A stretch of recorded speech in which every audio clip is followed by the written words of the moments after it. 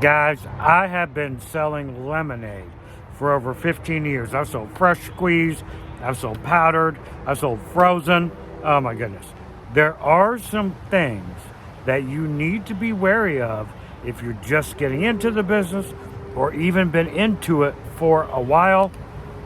I want to talk about these things. This is Mike, the Caesar of concessions. All right. So, it looks easy, right? You're going to a fair or festival, concert, whatever, and you're there, and you're watching the people make the lemonade. You're like, that looks easy enough. And then you're seeing the long line and all the cash that they are getting, and you're thinking, I need to get into this business. Guys, it's not that easy at all. I am here to tell you. And here's why. Let's start off with a few reasons, right? Number one, it's only a drink. It's only a drink. So that means you are selling to a very small market share.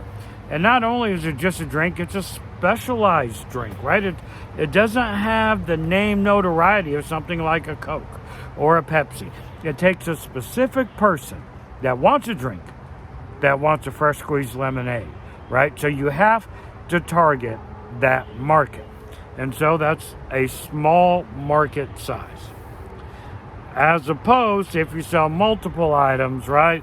Now you got a large market share. This one is only a very small market share. And most people do not even think about that. They think everyone wants a lemonade. Guys, it's not the case. Not the case at all. Number two, when is the best time to sell lemonade? Well, when it's hot. Well, that means that the work is extremely hot and sweaty. Guys, I'm telling you, I've been, my best days are probably when it's 85 to 100 degrees, right? And above.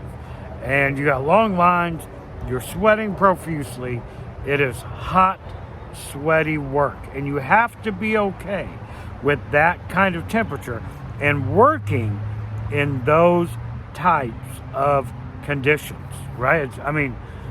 You have to understand that. And again, a lot of this stuff is lost on people because they get so wrapped up in the money, they don't think about all the other things that come along with it. Before I get on with the rest of it, I have a membership group.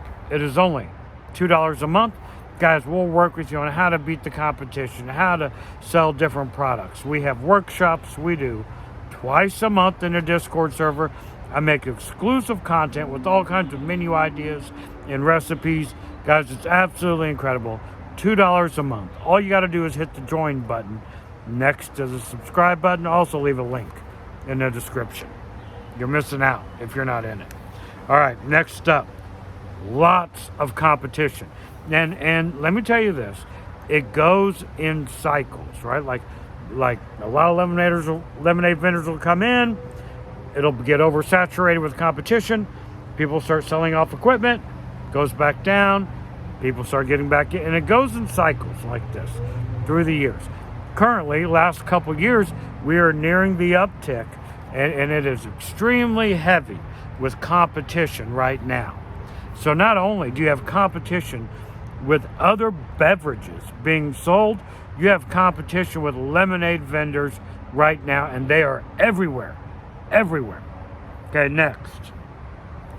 Guys, it's very labor intensive. And I know when you're seeing, how hard can it be, Mike? They're making lemonades here. Guys, you got to carry somehow, you got to get all the water to the location, right?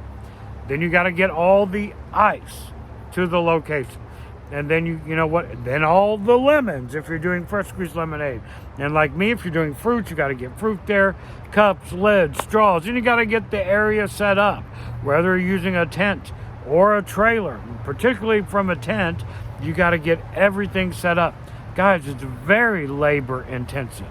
And again, people don't realize when they get in how hard it can be physically to do the lemonade business.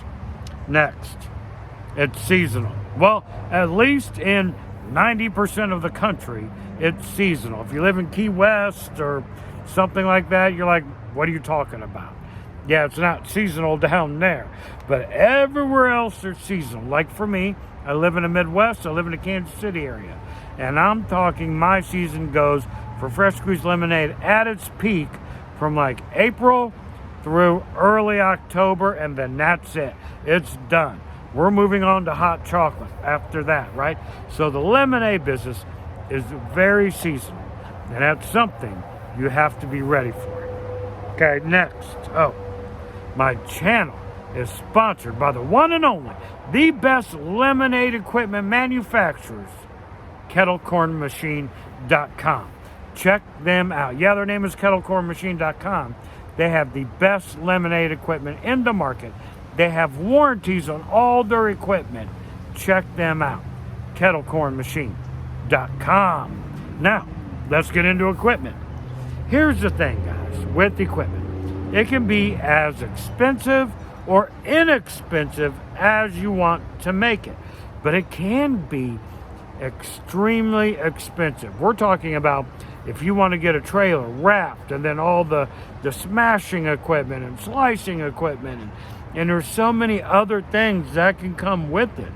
Your return on investment could be as cheap as $50, $100, or it could be as much as like 50 grand, right? Just depending upon how you want to do it.